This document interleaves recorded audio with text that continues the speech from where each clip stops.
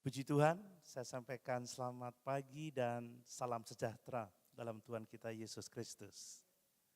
Shalom. Sungguh kita bersyukur oleh kemurahan Tuhan, kita sudah berada di minggu ketiga di bulan Februari ini. Dan mari kita terus belajar firman Tuhan. 2 minggu terakhir kita belajar tentang karakter pertama dari buah roh, yaitu kasih. Itu sangat penting, itu sangat esensial. Dan pagi ini kita akan belajar bahwa kasih yang sejati itu mengampuni. Amin. Kasih yang sejati adalah kasih yang mengampuni. Mari kita terlebih dahulu membaca Matius pasal 18 ayat 21 sampai ayat yang ke-35. Matius pasal 18 ayat 21 sampai ayat yang ke-35. Diberi judul perikop perumpamaan tentang pengampunan. Demikian firman Tuhan. Kemudian datanglah Petrus dan berkata kepada Yesus, "Tuhan, sampai berapa kali aku harus mengampuni saudaraku jika ia berbuat dosa terhadap aku? Sampai 7 kali?" Yesus berkata kepadanya, "Bukan, aku berkata kepadamu, bukan sampai 7 kali, melainkan sampai 70 kali 7 kali. Sebab hal kerajaan surga seumpama seorang raja yang hendak mengadakan perhitungan dengan hamba-hambanya. Setelah ia mengadakan perhitungan itu, dihadapkanlah kepadanya seorang yang berhutang 10.000 talenta. Tetapi karena orang itu tidak mampu melunaskan hutangnya, raja itu memerintahkan supaya ia dijual beserta anak istrinya dan segala miliknya untuk pembayar hutangnya. Maka sujudlah hamba itu menyembah dia, katanya, 'Sabarlah dahulu, segala hutangku akan kulunaskan.' Lalu tergeraklah hati raja itu oleh belas kasihan akan hamba itu, sehingga ia membebaskannya dan menghapuskan hutangnya. Tetapi ketika hamba itu keluar, ia bertemu dengan seorang hamba lain yang berhutang 100 dinar kepadanya. Ia menangkap dan mencekik kawannya itu. Katanya, 'Bayar hutangmu.' Maka sujudlah kawannya itu dan memohon kepadanya, 'Sabarlah dahulu, hutangku itu akan kulunaskan.' Tetapi ia menolak dan menyerahkan kawannya itu ke dalam penjara sampai dilunaskannya hutangnya. Melihat itu kawan-kawannya yang lain sangat sedih, lalu menyampaikan segala yang terjadi kepada tuan mereka. Raja itu menyuruh memanggil orang itu dan berkata kepadanya, 'Hai hamba yang jahat, seluruh hutangmu telah kuhapuskan karena engkau memohonkannya kepadaku. Bukankah engkau pun harus mengasihani kawanmu seperti aku telah mengasihani engkau?' Maka marahlah tuannya itu dan menyerahkannya kepada algojo-algojo sampai ia melunaskan seluruh hutangnya.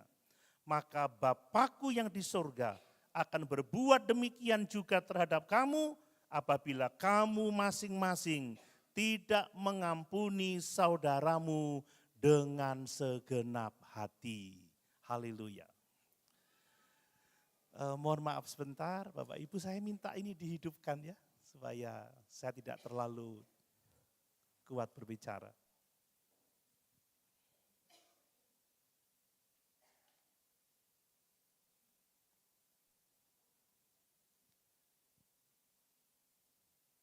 Bisa. Puji Tuhan. Mari Bapak dikasih oleh Tuhan. Tadi sudah saya singgung bahwa dalam 2 minggu terakhir ya, kita belajar bahwa kasih itu berasal dari Allah. Amin. Bahkan Allah bukan hanya sekedar sumber kasih, tetapi Allah itu adalah kasih.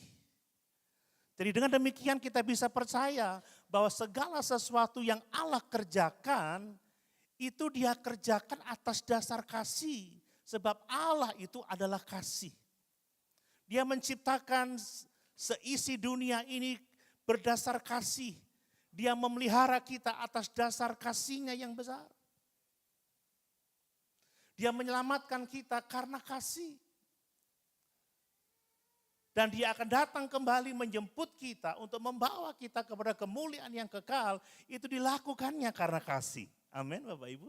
Itu sebabnya Paulus mengatakan kita tahu sekarang bahwa Allah turut bekerja di dalam segala perkara untuk mendatangkan kebaikan. Bagaimana Allah melakukan segala sesuatu, turut bekerja dalam segala sesuatu untuk mendatangkan kebaikan, sebab Allah adalah kasih.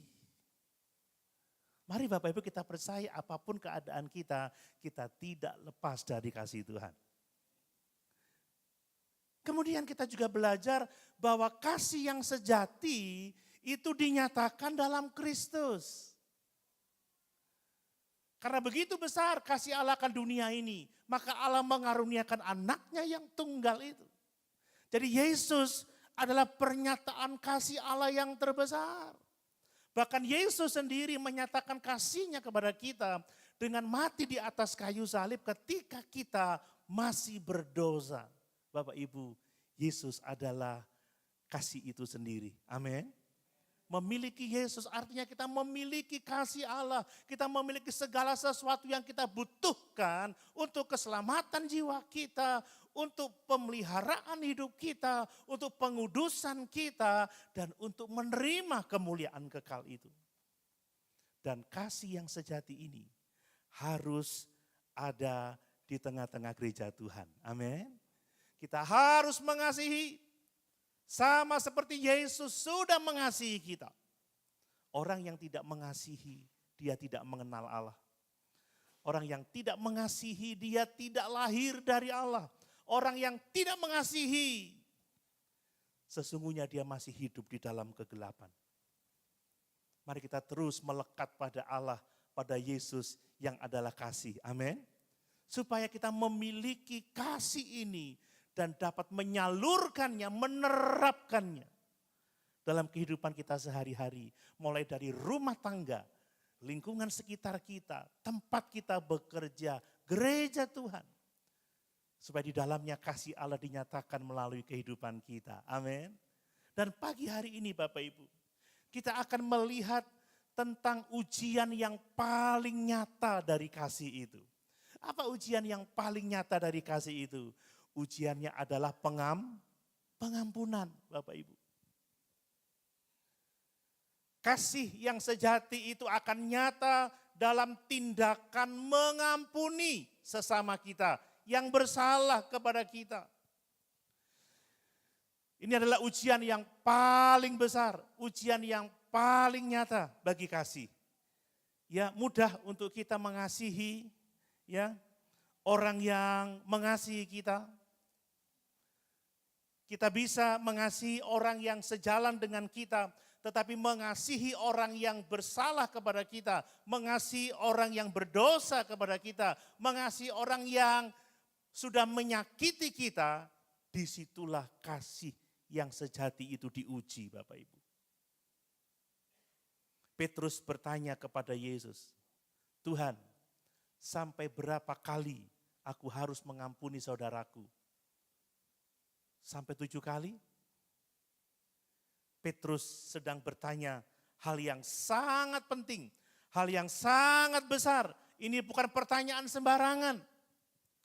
Petrus sedang bertanya soal batas dari kasih.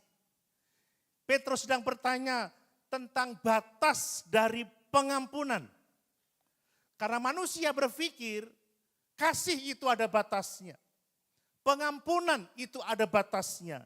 Tetapi jawaban Yesus menghancurkan konsep bahwa kasih dan pengampunan itu ada batasnya. Yesus mengatakan kasih dan pengampunan itu tidak berbatas. Amin.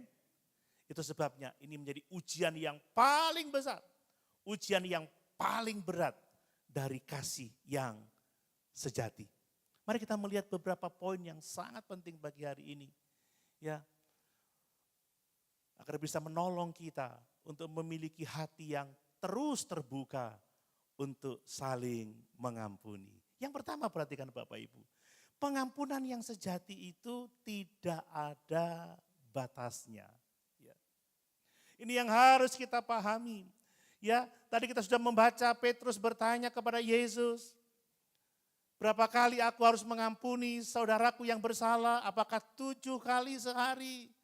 Yesus menjawab dengan tegas, bukan 7 kali sehari, tetapi 70 kali 7 kali.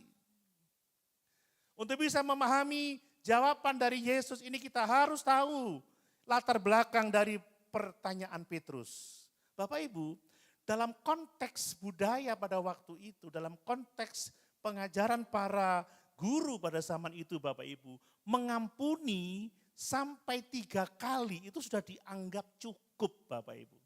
Perhatikan. Ini berbicara mengenai kasih yang berbatas, pengampunan yang ada batasnya. Dan sepertinya sama dengan budaya kita ya. Kita selalu menolerir kesalahan itu sampai 3 kali kan begitu ya. Oke, masih 1 kali salah tidak apa-apa. 2 kali warning sudah, 3 kali sudah enggak bisa. Bahkan itu diterapkan di setiap organisasi. Ada SP1, surat peringatan 1, SP2, SP3 terakhir sudah saudara pecat kan begitu ya. Seringkali kalau kita marah, sudah 2 kali kamu buat salah. Kalau enggak selesai sudah hubungan kita. Itu budaya pada waktu itu. Dan Petrus melipat gandakan saudara, tidak 3 kali. Tetapi dia berkata, apakah 7 kali? Nah 7 kali ini bagi orang Yahudi, ini adalah angka sempurna. Berbicara tentang kesempurnaan. Jadi Petrus dia berpikir bahwa dia sudah sangat murah hati, melebihi dari kemurahan hati banyak orang yang mengampuni sebanyak 3 kali. Aku mengampuni sebanyak 7 kali. Namun Yesus menjawab dengan angka yang melampaui harapan manusia. 70 kali 7 kali. Bukan 7 kali, tetapi 70 kali 7 kali. Kalau bicara matematika, itu sebanyak berapa? Berapa? 490 kali Bapak Ibu ya. Angka yang sangat banyak gitu. Yesus menghancurkan pola pikir bahwa kasih itu ada batasnya. Yesus menghancurkan budaya bahwa pengampunan itu batasnya. 490 kali bukan sekedar angka, tetapi ini berbicara mengenai tidak ada batas karena ini sangat besar untuk mengampuni 490 kali dalam 1 hari. Bapak Ibu dikasih oleh Tuhan, sebagaimana tadi saya katakan, Petrus ini berpikir kasih itu ada batasnya, pengampunan itu ada batasnya, kasih itu ada kuotanya. Nah kalau kuotanya 7 kali udah habis, stop sudah enggak ada lagi damai-damaian, kan begitu ya. Bagi Petrus kasih itu ada titik berhentinya, tidak bisa terus. Tetapi Yesus mengajarkan sesuatu yang berbeda. Kasih itu tidak ada batasnya, tidak ada kuotanya, tidak ada titik hentinya, tidak bersifat transaksional. Kalau kamu begini, aku mengasihi, cukup 2 kali, aku mengampuni. Tidak. Kasih tidak ada sistem hitung-hitungannya. Kasih juga tidak menunggu orang lain itu sempurna. Pengampunan tidak menunggu orang lain baik dulu, orang lain bertobat dulu, baru saya mengampuni. Tidak. Biasanya kadang kita seperti itu, ya kalau dia sadar aku ampuni. Kalau dia enggak berubah aku yang enggak ampuni. Kasih tidak seperti itu Bapak Ibu. Kasih tidak menunggu orang lain berubah. Mengampuni tidak menunggu orang lain jadi baik. Yesus menegaskan sekali lagi bahwa pengampunan tidak ada batasnya. Kita enggak boleh berkata, aku sudah cukup sabar 7 kali loh. biasanya cuma 3 kali, sekarang aku 7, tidak. Kita nggak boleh hitung-hitungan seperti itu. Bapak Ibu, kita tidak boleh menulis kesalahan orang di hati kita. Kita tidak boleh membukukannya, kita harus menyelesaikannya, kita harus menghapus dari kehidupan kita. Amin. Ini kasih Bapak Ibu. Nah, mengapa pengampunan tidak boleh ada batasnya? Mengapa Bapak Ibu? Karena pengampunan itu mencerminkan karakter Allah sendiri. Kita sudah belajar bahwa Allah adalah kasih. Dan karakter Allah itu adalah panjang sabar. Karakter Allah itu berlimpah kasih setianya. Allah itu tidak membalas setimpal dengan dosa manusia. Coba kita baca Mazmur 34 ayat yang ke-6. Mazmur 34 ayat yang ke-6. Perhatikan ini.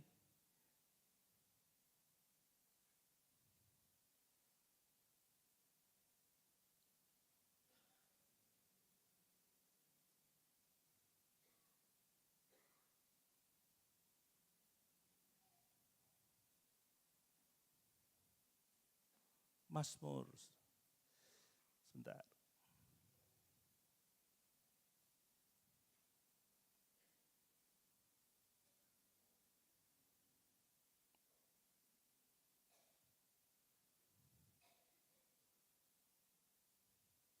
Bisa ada yang membantu saya? Kok saya salah melihat ini? Oke.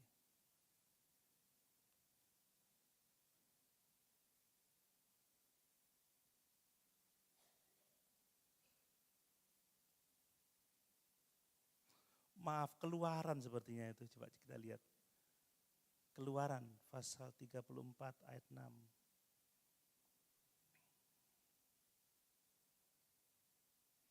Ya, betul saudara. Demikian firman Tuhan.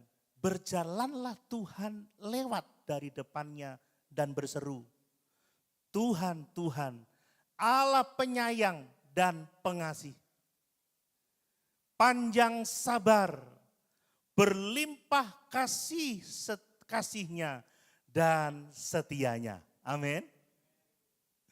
Pengampunan tidak ada batasnya sebab itu mencerminkan karakter Allah Bapak Ibu.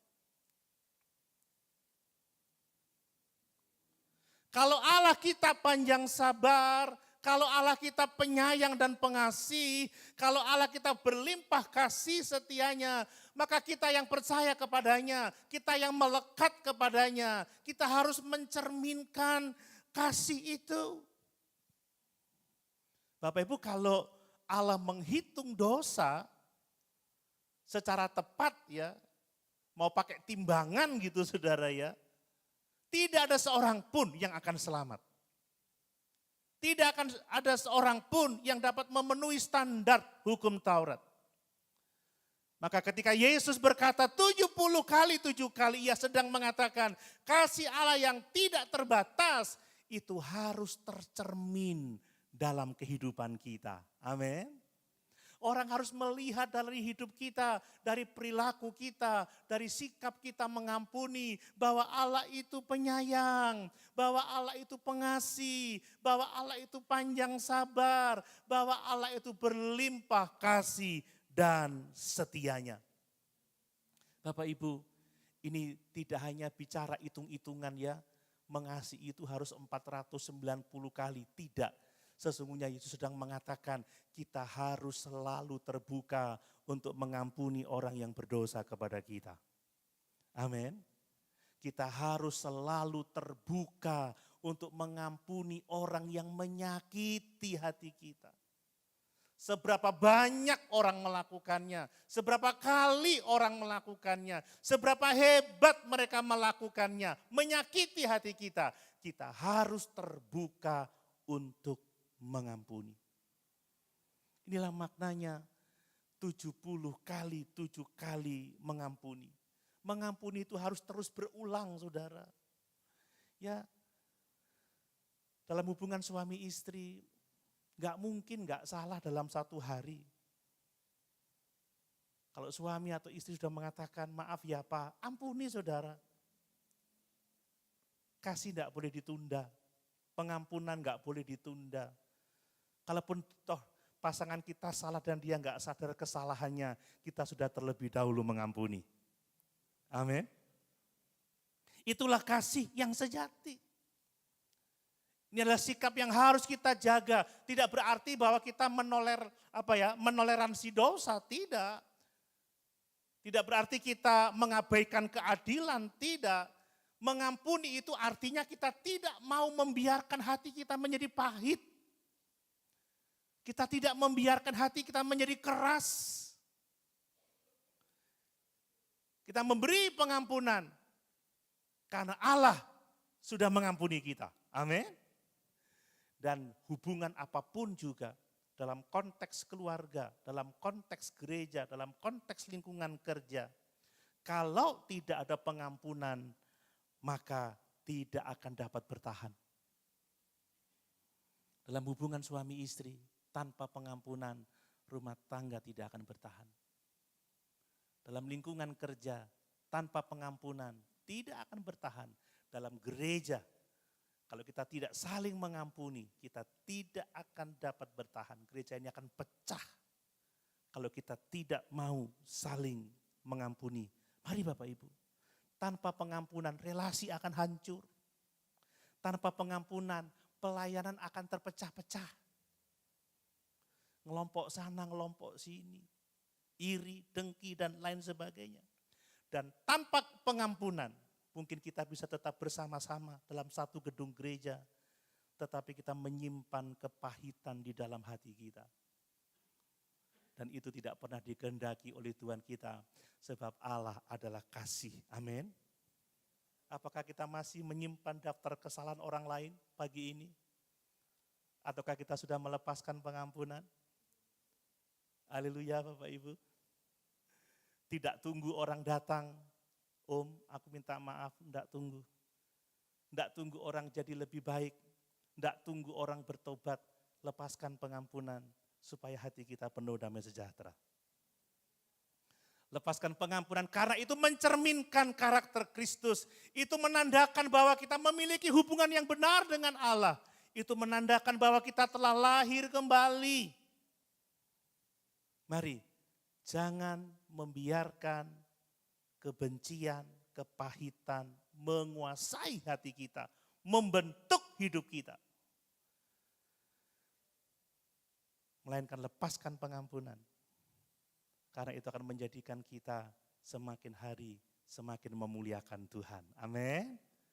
Yang kedua Bapak Ibu, kita ini mengampuni karena kita telah diampuni. Amin. Kita membaca perumpamaan tadi. Bagaimana seorang raja mengadakan perhitungan dengan hamba-hambanya.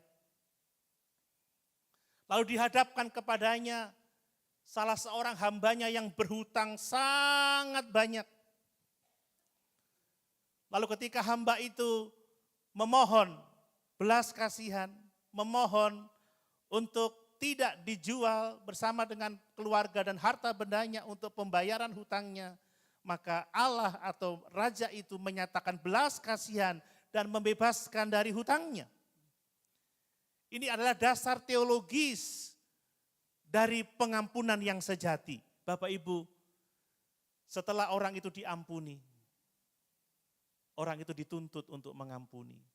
Ketika dia mencekik saudaranya yang hanya berhutang 100 dinar dan dilaporkan kepada raja itu, maka raja itu marah dan menjebloskan dia ke penjara sampai melunaskan hutang-hutangnya.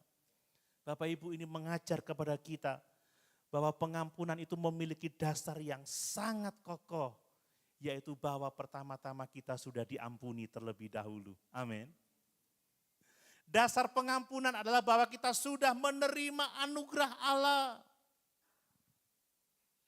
Yesus menyebut bahwa hutang hambanya itu sebesar 10.000 talenta. Bapak Ibu, ini jumlah yang sangat-sangat besar. Secara ekonomi, ini jumlah yang mustahil untuk dibayar pada waktu itu. Jadi ini adalah sebuah perumpamaan yang sifatnya hiperbolis ya. Sebuah hutang yang tidak mungkin dibayar seperti itu. Bapak Ibu 10.000 talenta itu jumlah yang sangat besar. Itu sudah hitungannya itu udah miliar. Tidak hanya miliar tapi puluhan miliar. Bahkan ratusan miliar ya. Karena satu talenta itu hitung-hitungannya itu 6.000 dinar saudara. Satu dinar itu hitungannya ongkos kerja satu hari. Saudara UMR Jember berapa ya S1 ya? Berapa? 3,7 satu bulan. Berarti satu harinya berapa? 300.000? Mungkin sekitar anggap aja 250.000 upah kerja minimum regional Jember satu hari. Saudara, kalau kerja 6.000 hari, coba kalikan saudara, saya nggak mau ngitung, wakeh banget saudara ya. Itu baru satu dinar. Maaf, itu baru satu talenta, itu 6.000 dinar. Itu kerja belasan tahun, itu adalah jumlah angka kerja 15 sampai 17 tahun. Ya, itu adalah upah kerja 6.000 hari, itu aja sudah susah untuk dilunasi. Nah ini 10.000 talenta saudara. Kerja seumur hidup pun gak lunas ini saudara ya. Nah secara teologis ini melambangkan dosa yang tidak mungkin bisa kita bayar. Hutang dosa yang tidak mungkin kita dapat lunasi dengan usaha kita sendiri, dengan kekuatan kita sendiri. Dosa terhadap Allah, pelanggaran terhadap kekudusan Allah, kegagalan total kita untuk memenuhi standar ilahi. Bapak Ibu, dosa itu seperti hutang 10.000 talenta. Alkitab menyatakan bahwa dosa itu bukan masalah kecil. Dosa bukan sekedar kelemahan moral. Dosa adalah pelanggaran terhadap hukum Allah. Dosa sangat serius dan tidak mungkin dapat kita lunasi hutang dosa itu dengan usaha kita sendiri. Makanya kita tidak dapat membayar hutang dosa dengan perbuatan baik. Gak cukup saudara, gak mungkin. Ritual keagamaan gak bisa membayar dosa kita. Bahkan pelayanan yang seabrek sekalipun gak bisa membayar hutang dosa kita. Bahkan semua usaha kebaikan tidak bisa membayar hutang dosa kita. Tetapi yang luar biasa respon raja itu Bapak Ibu. Ketika hamba itu berkata, tunggu dulu, beri aku waktu. Aku akan melunaskan hutangku. Maka apa kata raja itu?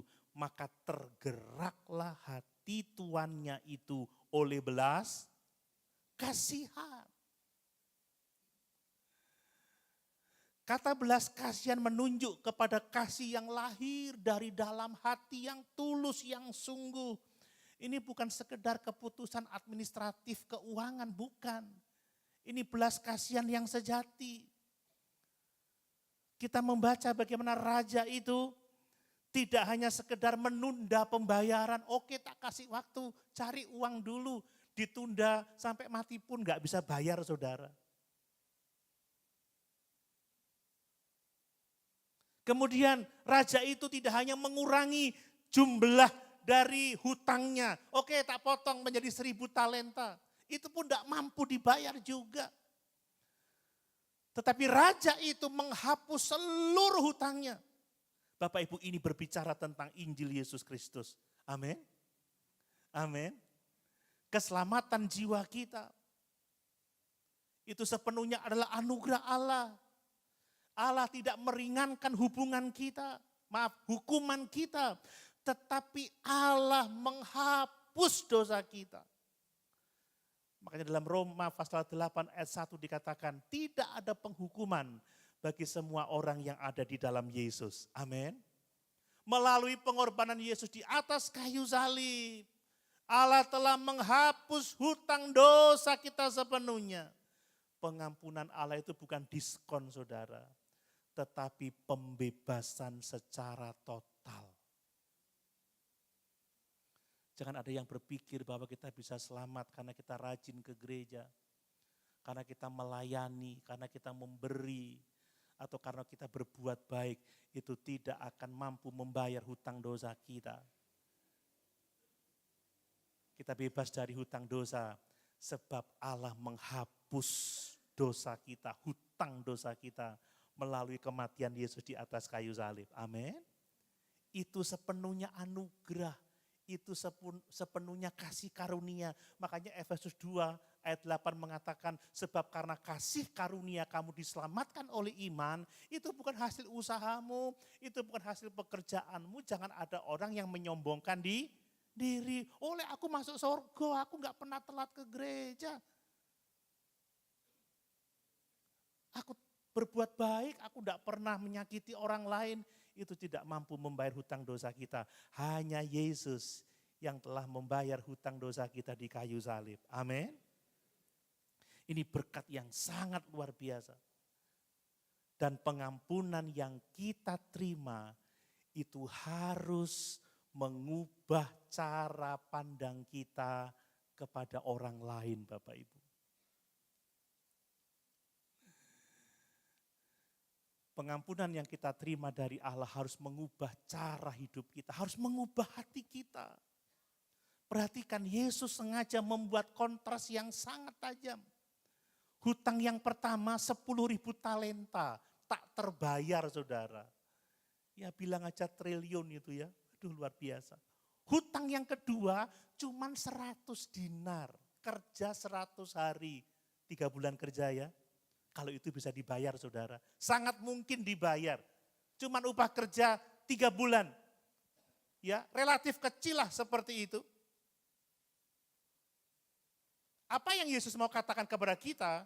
Bahwa kesalahan orang lain kepada kita sehebat apapun menurut pikiran kita, itu relatif lebih kecil dari dosa yang sudah kita buat kepada Tuhan. Amin. Amin Bapak Ibu. Sebesar apapun kesalahan orang kepada kita, tidak sebanding dengan hutang dosa kita kepada Allah. Disinilah seharusnya terjadi perubahan hati kita Bapak Ibu. Ini yang paling penting. Orang-orang yang sungguh menyadari bahwa dia telah diampuni dari dosa yang sangat besar, dosa yang tidak terbayarkan dengan kekuatannya sendiri. Orang-orang yang menyadari betapa besar harga kayu salib itu, betapa dalam anugerah Allah dalam kehidupan kita, tidak mungkin dia tidak mengampuni.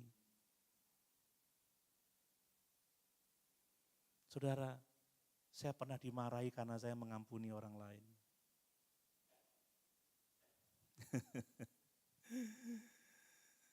Saya pernah dikatakan goblok karena saya melepaskan kepahitan dari hati saya.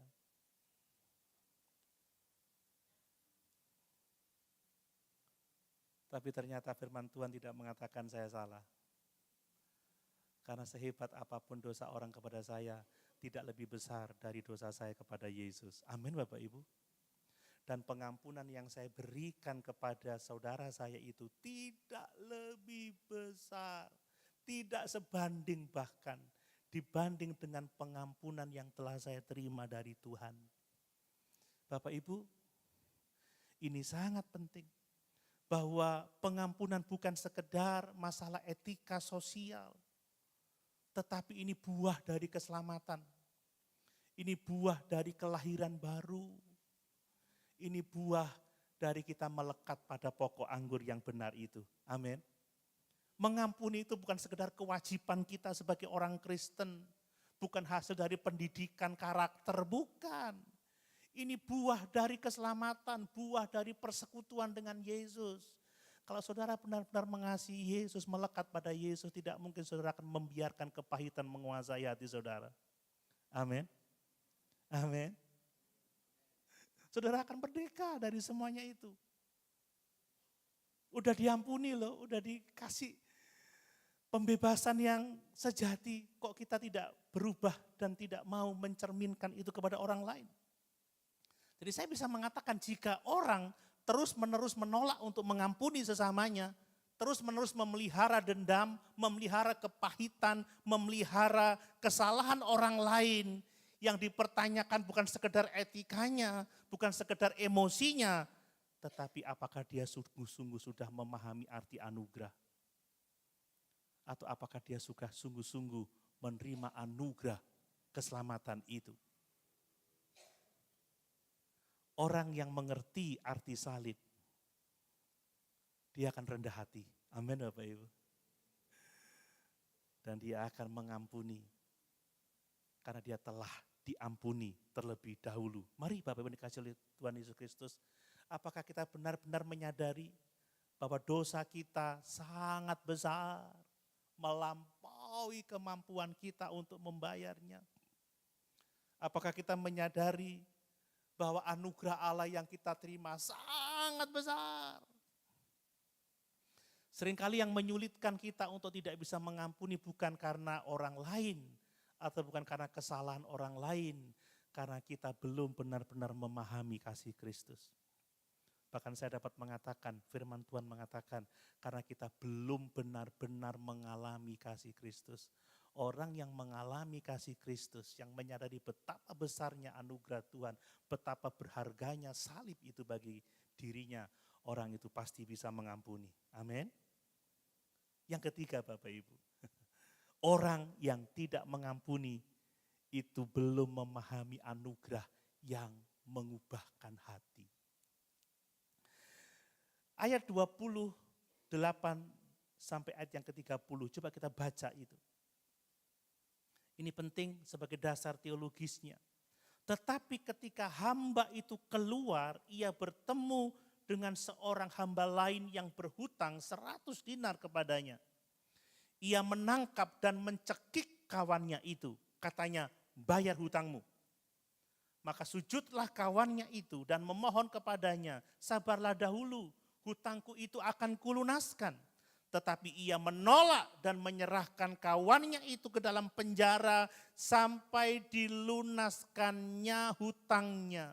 Saudara, lihat orang yang berhutang 10.000 dinar ini baru aja diampuni, dilepaskan dari hutangnya, dihapuskan hutangnya. Segera dia mencekik temannya yang hanya berutang 100 dinar saja. Ini adalah bagian yang mengejutkan ya dari perumpamaan itu.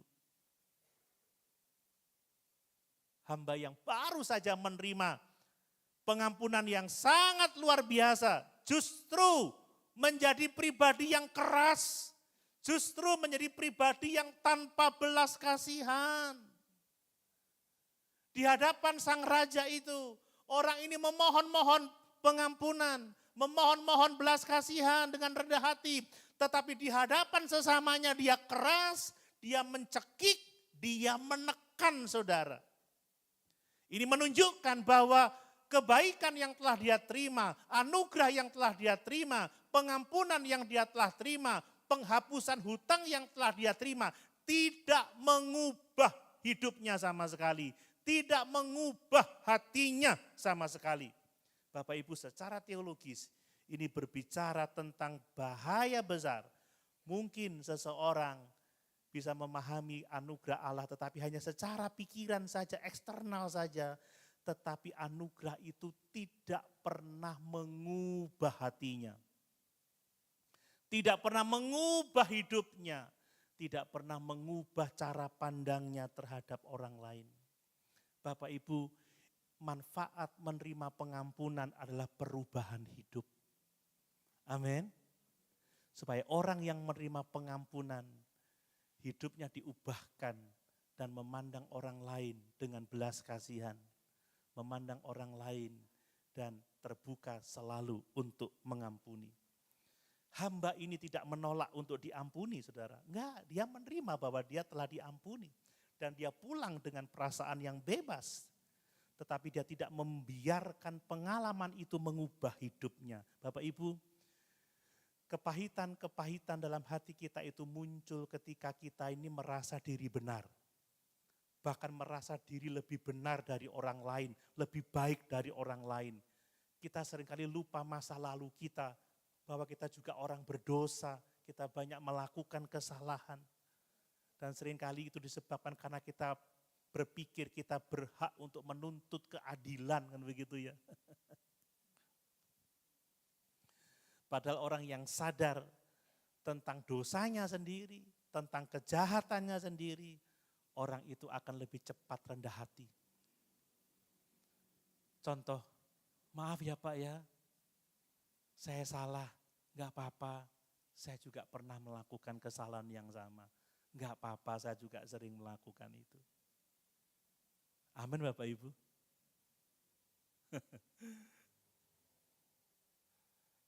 Orang yang enggak menyadari keberadaannya, enggak bisa menolong orang lain. Saudara, semakin orang enggak sadar dosanya, semakin orang enggak bisa mengampuni orang lain. Dia hanya bisa melihat kesalahan orang lain saja. Dan orang yang tidak bisa mengampuni itu menolak kebenaran Injil. Saudara, hamba itu enggak sabar, ya bayangkan 100 dinar aja enggak sabar. Mencekik dan menjebloskan dalam penjara. Tidak memberi ruang untuk melunaskan hutangnya. Kan begitu kepada temannya itu. Tidak menunjukkan belas kasihan yang sama seperti yang telah dia terima dari raja yang sangat baik hati itu. Saudara, logika Injil adalah orang yang telah menerima belas kasihan, dia juga harus menunjukkan belas kasihan. Amin. Orang yang diberi, dia harus memberi.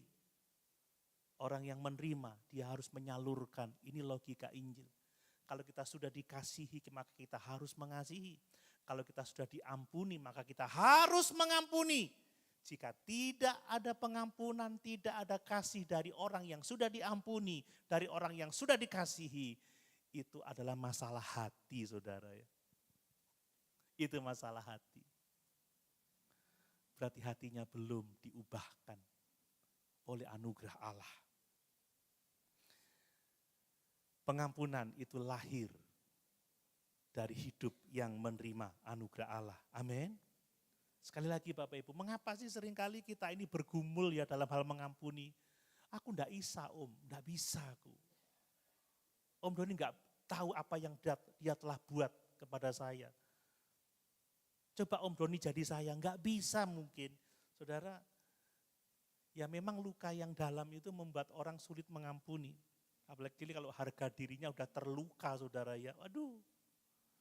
Kalau keadilannya terganggu, tetapi ketika dia menyadari bahwa dia telah diampuni dari dosa yang besar, dia mengalami kasih sayang yang besar, maka orang itu pasti bisa mengampuni. Amin.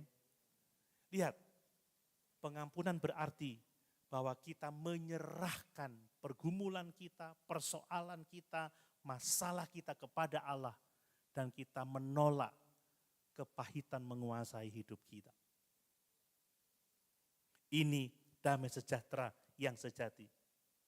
Dan orang yang tidak mau mengampuni, seperti hamba yang pertama diampuni ini. Hatinya menjadi keras. Tidak berbelas kasihan. Dan saudara kalau tidak mengampuni, saudara gak akan punya hati yang tulus. Saudara akan mengalami relasi yang rusak. Saudara akan sulit berdoa. Dan akhirnya saudara akan mengalami ketidakpekaan rohani lagi. Ya, ini hal yang sangat mengerikan. Mari Bapak Ibu, kepahitan juga tidak hanya melukai orang lain, tetapi kepahitan akan menghancurkan diri kita sendiri. Mari, sebagai orang-orang yang percaya, kita tidak mau membiarkan kepahitan itu menguasai hidup kita. Amin. Dan yang terakhir Bapak Ibu, pengampunan adalah tanda seseorang hatinya telah diubahkan oleh Tuhan. Telah dijamah oleh Tuhan. Ayat 31 sampai 35. Ini cerita yang sangat penting juga. Lihat, melihat itu kawan-kawannya yang lain sangat sedih. Lalu menyampaikan segala yang terjadi kepada tuan mereka. Raja itu menyuruh memanggil orang itu dan berkata kepadanya, "Hai hamba yang jahat, Seluruh hutangmu telah kuhapuskan karena engkau memohonkannya kepadaku. Bukankah engkau pun harus mengasihani kawanmu seperti aku telah mengasihani engkau? Maka marahlah tuannya itu dan menyerahkannya kepada algojo-algojo sampai ia melunaskan seluruh hutangnya. Maka Bapakku yang di sorga akan berbuat demikian juga terhadap kamu apabila kamu masing-masing tidak mengampuni saudaramu dengan segenap hati. Bapak Ibu perhatikan bagaimana reaksi orang lain ketika melihat hamba yang diampuni tuannya ini tidak mengampuni temannya yang berhutang kepadanya. Ternyata sikap kita itu berpengaruh kepada orang lain, saudara. Teman-teman yang lain menjadi sangat sedih dan melaporkan kepada tuan atau raja itu. Saudara, ketidaksanggupan kita mengampuni itu bukan dosa pribadi semata. Kepahitan kita berdampak kepada lingkungan di sekitar kita. Sikap keras kita itu merusak kesaksian kita. Suami istri yang enggak mau mengampuni, Bapak Ibu merusak kehidupan anak-anak Bapak Ibu Saudara. Kepahitan Bapak yang Bapak Ibu lakukan itu akan merusak kehidupan anak Bapak Ibu Saudara. Kalau seorang gembala tidak mengampuni, maka kepahitan itu akan merembet ke jemaat. Kalau jemaat tidak saling mengampuni, itu akan merusak seluruh komunitas.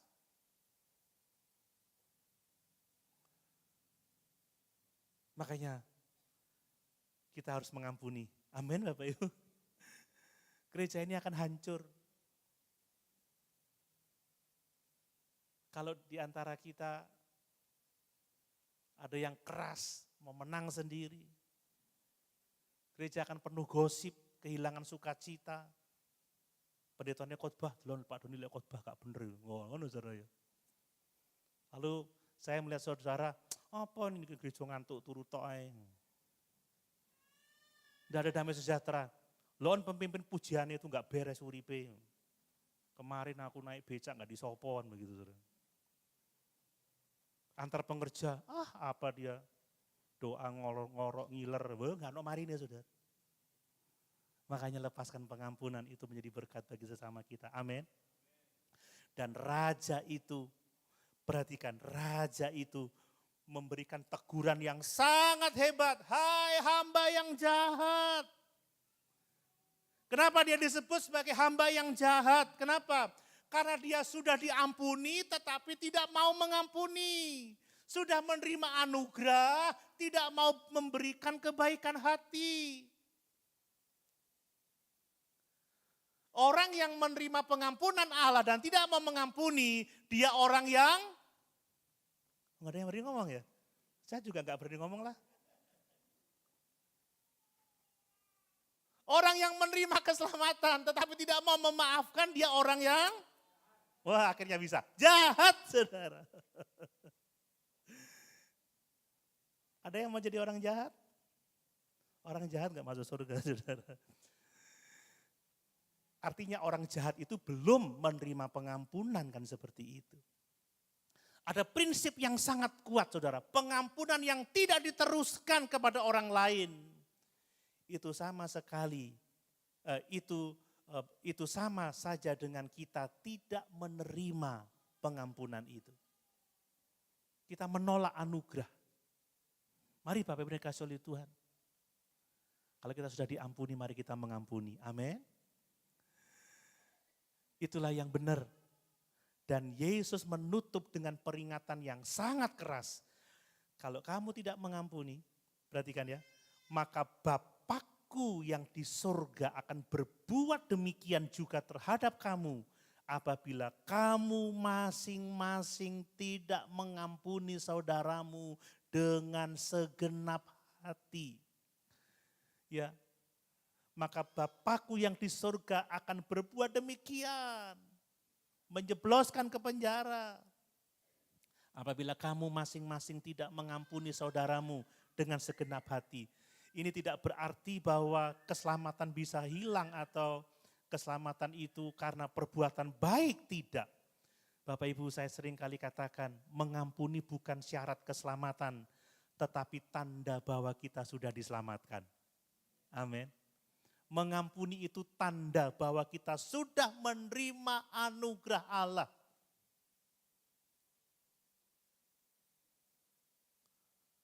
Hati yang telah dijamah oleh Roh Kudus akan peka terhadap dosanya sendiri, akan lembut terhadap sesamanya, dan hatinya selalu terbuka untuk mengampuni. Dan menarik lagi, Yesus mengatakan mengampuni harus dengan segenap hati, saudara ya. Ya, mengampuni harus dengan segenap hati, bukan sekedar di bibir. Ya, jangan sampai lain di bibir, lain di hati. Pengampunan itu bukan sekedar formalitas sosial. Kita enggak boleh mengampuni setengah hati, ya wes tak ampuni asal. Nah, ini setengah hati, saudara. Ya, aku mengampuni kamu tapi aku enggak bisa lagi sama seperti dulu. Nah, itu tidak seperti itu. Ini keputusan hati yang sungguh-sungguh. Ya mungkin prosesnya lama, ya. Prosesnya bertahap. Mungkin perasaan sakit tidak langsung hilang, saudara ya. Mungkin relasi belum pulih sepenuhnya, tetapi arah hidup kita sudah berubah. Amin. Itu yang penting, itu namanya proses. Yang penting kita sudah mau melakukannya dengan segenap hati. Dan ini akan saya khotbahkan di sore hari. Pengampunan yang sejati itu adalah mencerminkan kasih Yesus di atas kayu salib. Ketika dia disalibkan, dia berkata, ya Bapa, ampunilah mereka. Sebab mereka tidak tahu apa yang mereka perbuat. Yesus mengampuni tanpa syarat. Yesus tidak melakukan pembalasan. Di situ ada kasih yang melampaui luka-luka yang sangat hebat. Kalau kita hidup berpegang kepada salib itu, saudara, maka seharusnya itu membentuk kita untuk bisa mengampuni dan memiliki hati yang terus terbuka untuk mengampuni. Pagi hari ini mungkin ada luka hati yang belum sembuh. Pagi ini mungkin masih ada daftar kesalahan orang di hati kita. Mungkin loh ya, mungkin. Pagi ini mungkin ada peristiwa yang tidak bisa saudara lupakan sampai hari ini. Mungkin sampai hari ini ada nama yang tidak bisa saudara sebut dalam doa. Atau kalau berdoa, matikan saja dia Tuhan. Oh enggak ya, enggak ada doa seperti itu.